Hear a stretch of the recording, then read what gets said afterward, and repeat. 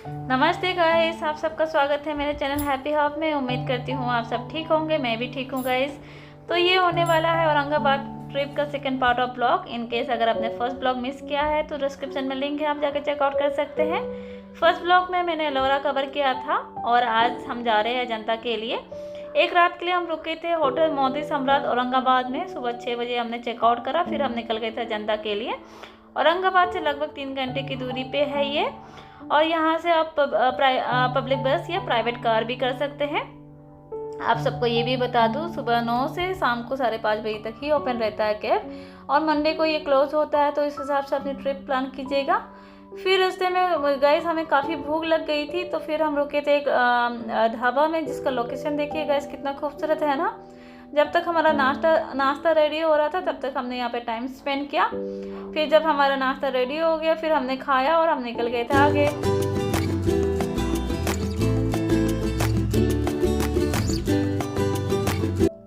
फिर गैस हम पहुँच गए थे अजंता के एंट्री गेट पे। यहाँ पे उन्होंने चार्ज किया 15 रुपीज़ पर पर्सन, और vehicle charges as per the vehicle था। और ये गाइस देखिए, ये एक टी पॉइंट है। इनकेस अगर आपको चाय नाश्ता करना है तो आप यहाँ पे कर सकते हैं। और यहाँ के दुकानदार देखिए कितने अच्छे से बात करते, कन्विंस करते सबको। अच्छा বাঙালি নাকি? আচ্ছা ঠিক আছে, 56 নম্বর আছে। ওবে ওবে ঘুরে আসি তারপরে দেখছি।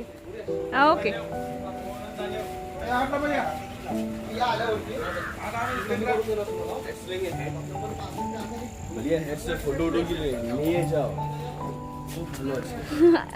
না আছে আমাদের কাছে,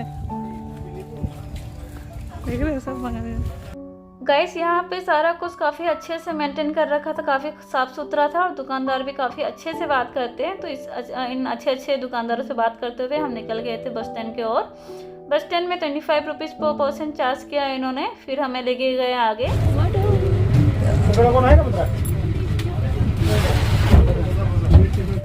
और फिर बस ने हमें पहुंचाया अजंता के एंट्री गेट पे।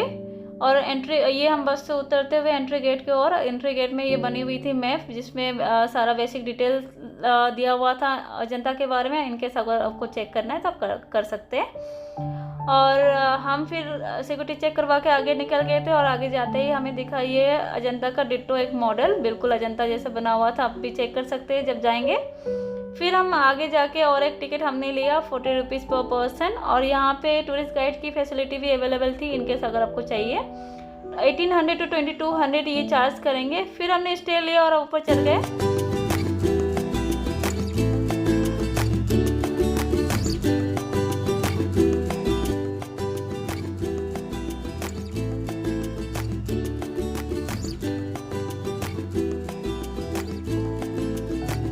काफ़ी लंबा स्टे चढ़ने के बाद हमें ये सिक्योरिटी भैया दिखे, जिन्होंने हमारा टिकट चेक किया। फिर हमें अलाउ किया अंदर जाने के लिए। अंदर जाके हमने अपना शू ओपन किया, क्योंकि शू पहन के कैब के अंदर जाना अलाउड नहीं कर रहे थे। तो आप भी ध्यान रखिएगा। और ये गाइस देखिए, सह्याद्री पर्वत में यू शेप में बनी हुई है कैब, कितना खूबसूरत लग रहा है ना। तो ये छोटे छोटे कैब सारे हम 1 बाय 1 एक्सप्लोर करेंगे। और आपको ये बता दूँ, जो ये सारे कैब है ये 2 भागों में डिवाइड किया गया है। एक जो है ये है बिहारा कक्ष, जो कि बिल्कुल सीधा साधा सा बना हुआ रहता है। अंदर जाके आपको बड़ा सा हॉल दिखेगा, और सारी पिलर्स के पीछे छोटे छोटे कमरे दिखेंगे, और बीच में दिखेगा आपका बुद्धा का स्टेचू। ये बुद्धिस्ट मॉन्क उस टाइम रेस्ट के लिए इसे बनाया था उन्होंने, इसको इसीलिए इस्तेमाल करते थे। कुछ कैब में देखिए ये वाइट कलर के सेट लगे होंगे, ताकि सूरज की जो किरणें हैं ना डायरेक्ट एंशिएंट पेंटिंग को नष्ट ना कर दे, इसीलिए उन्होंने बनाया था। और जैसे मैंने आपको बताया 2 भाग में डिवाइडेड है। एक जो मैंने आपको बिहारा कक्ष दिखाया, और ये जो आपको एंट्री गेट दिख रहा है ये है चैत्य महाकक्ष का। ये एक प्रेयर हॉल है, जो भी प्रेयर हॉल होता है इसका जो एंट्री गेट अगर आप देखेंगे काफ़ी सुंदर से कार्विंग किया गया है, काफ़ी खूबसूरत बनाते हैं। और अंदर जाके ये देखिए, जाके आपको बड़ा सा एक स्तूपा दिखेगा, और सारे पिलर्स के पीछे भगवान बुद्ध के कार्विंग दिखेंगे।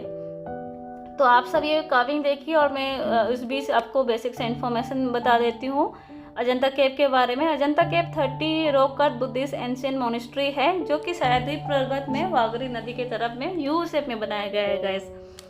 ये कंपेयर टू एलोरा काफ़ी छोटा है, बट एलोरा के साथ साथ ये भी एक मेजर टूरिस्ट साइट है। इसे 2 फेज में बनाया गया है। फर्स्ट फेज 2nd सेंचुरी के दौरान, और दूसरा फेज 4 to 6 AD के बीच।